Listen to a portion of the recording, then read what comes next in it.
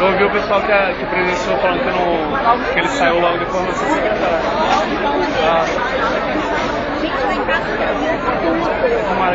Eu moro ali. A menina que mora, minha vizinha, ela tava aqui do lado da escudão, com um monte de estilhaço e ela não aconteceu nada.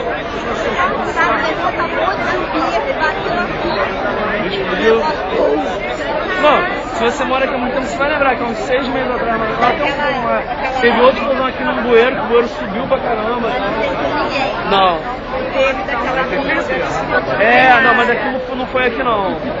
Aquilo não foi nesse quartel não, aquilo foi pra outra. Parece, 2012, tá começando. Tchau, tchau.